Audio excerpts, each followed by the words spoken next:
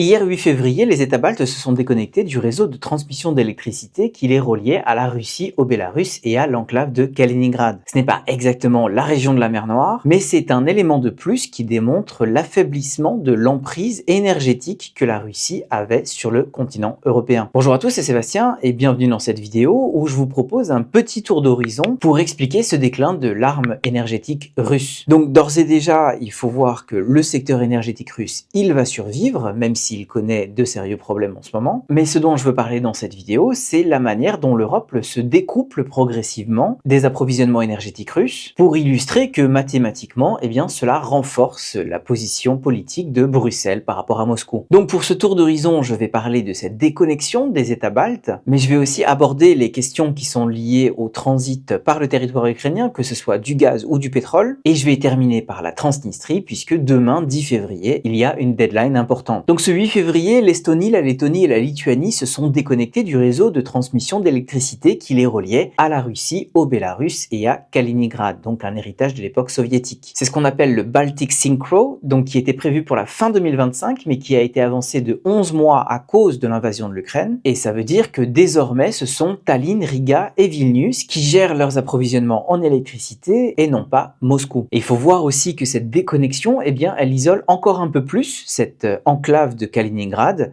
qui est elle passée en mode autonome et elle a suffisamment d'installations électriques pour subvenir à ses propres besoins, mais donc elle est complètement déconnectée du monde extérieur. Et cette déconnexion d'hier, elle a été suivie par la connexion aujourd'hui, donc des 3 États baltes au UCTE, donc c'est le Union for Coordination of the Transmission of Electricity, aussi connu comme le réseau continental européen. Et donc concrètement, ça veut dire que la fréquence de transmission de l'électricité sur le réseau des 3 États baltes est maintenant synchronisée avec celle du reste de l'Europe continentale et elle n'est plus à la même fréquence que celle de la Russie, du Bélarus et de Kaliningrad. Et on voit sur cette carte que l'Ukraine et la Moldavie font déjà partie de ce UCTE depuis le 16 mars 2022. La connexion et la synchronisation de ces deux pays, elle avait été préparée en amont. Il y avait beaucoup de choses qui avaient été faites depuis 2015, mais en 2022, le passage s'est fait comme une mesure d'urgence après l'invasion russe de l'Ukraine. Les États baltes, eux, ils ont eu plus de temps parce qu'il y avait beaucoup de travaux d'aménagement à faire sur les lignes à haute tension, sur les interconnecteurs, sur les centrales de transmission. Mais malgré ces préparatifs patients, la déconnexion, elle ne va quand même pas de soi, puisque les 3 pays ne sont reliés au reste du continent que par un seul interconnecteur entre la Lituanie et la Pologne, et un deuxième est attendu pour 2030-2031. Ce qui veut dire qu'entre maintenant et 2030-2031, les 3 États baltes, ils sont dépendants de la qualité de l'équipement, de la météo et évidemment des éventuelles attaques hybrides russes. En tous les cas, ça a été salué comme une victoire géopolitique dans les 3 États baltes, mais aussi à Bruxelles, car c'est un signe que cette emprise énergétique de la Russie sur le continent diminue. Et ça, donc, je reviens vers la région de la mer Noire, on l'a vu avec l'arrêt du transit de gaz russe par le territoire ukrainien le 1er janvier 2025. C'est un arrêt qui a créé un manque à gagner pour la Russie d'environ 6 milliards de dollars par an. Donc sur cette question du transit de gaz, mais aussi de pétrole à travers le territoire ukrainien, il y a plusieurs dimensions. D'abord, c'est celle de l'ajustement des consommateurs européens. L'arrêt du transit de gaz par le territoire ukrainien, il a été mal vécu par la Hongrie, mais surtout par la Slovaquie, qui dépendent massivement du gaz russe et qui n'ont pas fait beaucoup d'efforts depuis 2022 pour se diversifier. Et le Premier ministre Robert Fico, il est parti en guerre ouverte contre Volodymyr Zelensky. En plus de la question gazière, il a aussi accusé Kiev de fomenter un coup d'État pour renverser son gouvernement. Et entre 2 accusations plus ou moins fumeuses,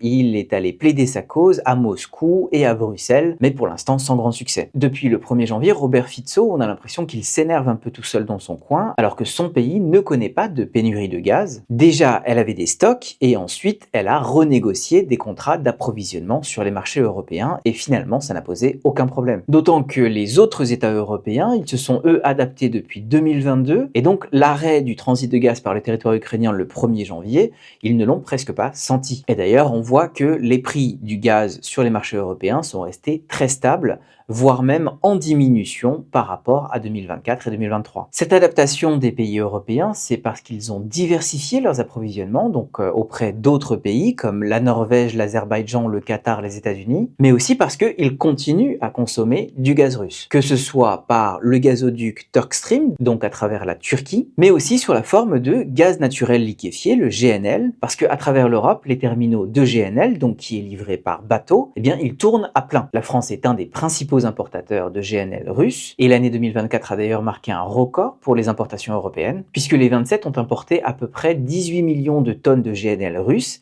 c'est-à-dire environ 20% de leurs importations totales. À partir de 2022, Bruxelles a été très proactif pour se désolidariser des approvisionnements en gaz naturel russe, et le pétrole russe a aussi été placé sous sanction, mais par contre, le GNL, pas du tout. Et donc là-dessus, la Russie continue à avoir une emprise énergétique très forte sur l'Europe. Même si 20% des importations, ça n'a absolument rien à voir avec les dépendances majeures qui préexistaient en 2022. Donc en ce qui concerne le gaz, la Russie a perdu de l'influence et elle n'a pas réussi à compenser les rentrées financières européennes par d'autres marchés, notamment le marché chinois. Et c'est pour ça que dès 2023, Gazprom, donc le géant d'État russe des hydrocarbures, est devenu une entreprise déficitaire. Et ça donc, c'est sur la question du gaz à travers cette dimension du transit par le territoire ukrainien. Mais il faut voir que par contre le pétrole, lui, il continue à couler dans l'oléoduc Druzhba et donc à travers le territoire ukrainien. Et en 2024, 11,5 millions de tonnes de pétrole sont passées par le territoire ukrainien. Kiev y a gagné 250 millions de dollars donc en droits de transit, mais la Russie a gagné pas moins de 6 milliards de dollars en vendant son pétrole. Et donc ça reste une rentrée conséquente. Le volume de pétrole qui passe par l'Ukraine, il diminue d'année en année, comme vous pouvez le voir sur ce graphique, et donc ça fait moins de rentrées financières, mais ça reste quand même quelque chose. Ce pétrole, il est à la destination de la Hongrie, de la Slovaquie et de la République tchèque. Ces 3 États membres de l'Union européenne qui ont obtenu une exemption quand Bruxelles a interdit les importations de pétrole russe. Pourquoi cette exception? Parce que ces 3 pays sont enclavés, ils n'ont pas accès à la mer et donc c'était un peu plus difficile pour eux de trouver des routes alternatives. Mais donc l'idée de cette exemption, c'est qu'elle est temporaire, le temps de trouver une alternative. Prague a cherché à diversifier ses approvisionnements.